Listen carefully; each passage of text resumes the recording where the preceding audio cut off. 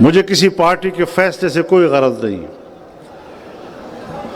وہ اپنے فیصلے کے خود ذمہ دار ہیں، صحیح فیصلہ کرتے ہیں، غلط فیصلہ کرتے ہیں۔ ہاں، اگر ہم سے مشورہ لیں گے تو دیانت کے ساتھ مشورہ دیں گے، المستشار مؤتمن۔ لیکن جب پورے ایک صوبے سے قافلے آ رہے ہیں، اس وقت تو آپ ان کے لیے راستے چھوڑ رہے ہیں، پیچھے ہٹ رہے ہیں، پھر احسان جتلاتے ہیں کہ ہم گولی نہیں چلانا چاہتے تھے۔ پھر جب وہ ڈی چوک پہنچ گئے، پھر گولی کیوں چلائی؟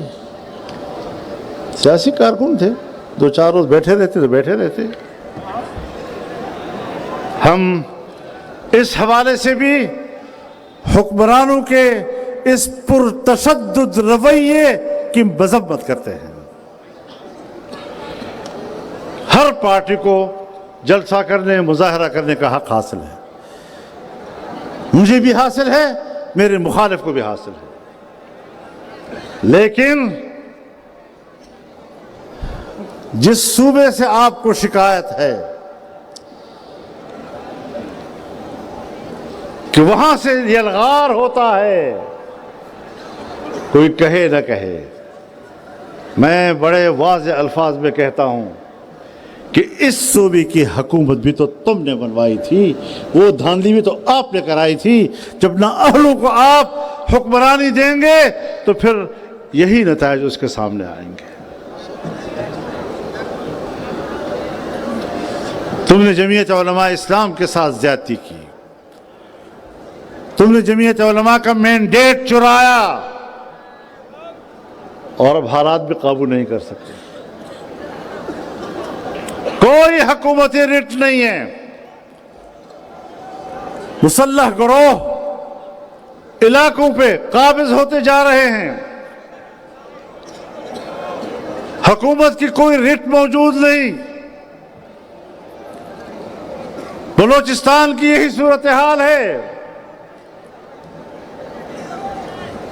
کہ وہاں پر امن و امان کی صورتحال وہ وہاں کے حکمرانوں کے بس کی بات نہیں رہی۔ ہمارے امن قائم کرنے والے ادارے وہ کس چیز کی تنخواہیں لے رہے ہیں؟ سیاسی لوگوں کے کارکن شہید ہوتے ہیں، وہ بھی جنازے اٹھاتے ہیں، وہ بھی کہتے ہیں ہمارے کارکن شہید ہو گئے، اصول کے لیے شہید ہو گئے، نظریے کے لیے شہید ہو گئے۔ آپ کی بھی 2-4 شہداء آ جاتے ہیں، آپ بھی کندھوں پر اپنے شہداء اٹھائے پھرتے ہیں، آپ بھی کہتے ہیں ہمارے جوان شہید ہو گئے۔ بتاؤ عام لوگوں میں اور آپ کے فرائض میں کچھ فرق بھی ہے یا نہیں ہے؟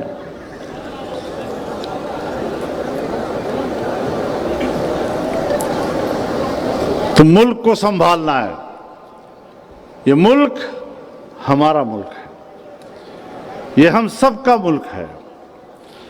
ہم اس ملک کے اندر رہتے ہوئے اور اس ملک کو مستحکم کرنے کی جدوجہد کرتے ہوئے اس کے اندر اپنے حقوق کی جنگ لڑیں گے۔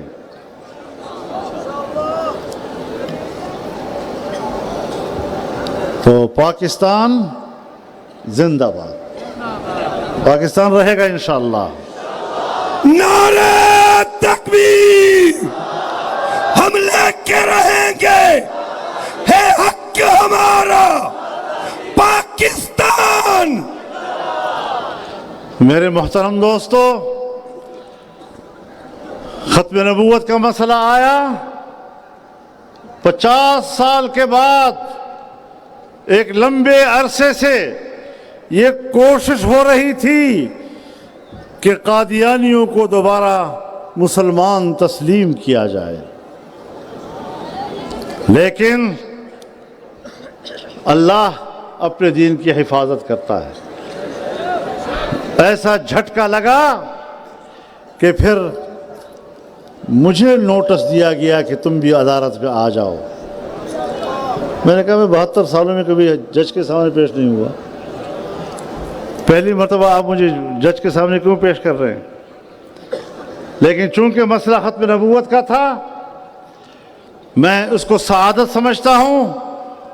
اگر 50 سال پہلے ہمارے بزرگوں نے قومی اسمبلی کے اندر آئینی ترمیم کے ذریعے اس فتنے کو غیر مسلم قرار دیا تھا، تو آج ہم نے اس عدالت میں جا کر یہ کردار ادا کیا کہ ان کا کافر ہونا اور غیر مسلم ہونا برقرار رہے گا انشاءاللہ۔ اگلے 50 سال کیا صدی تک بھی ہم نے ختم نبوت کے لیے عدالت میں ان کی ایسی کمر توڑی ہے کہ وہ دوبارہ جلد سیدھی نہیں ہو سکے گی۔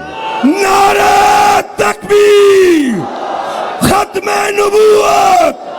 ختم نبوت جو قادیانیوں کا یار ہے۔ میرے محترم دوستو، میں آپ کو بتانا چاہتا ہوں، آئینی ترمیم پاس ہونے کے وقت ایک قانون بھی پاس کیا گیا۔ وہ قانون جو ہماری تحریک پر پیش کیا گیا تھا، الیکشن سے پہلے جب شہباز شریف صاحب وزیر اعظم بنے، اس میں پیپلز پارٹی بھی موجود تھی، ہم بھی موجود تھے، جناب آصف علی زرداری صاحب بھی موجود تھے،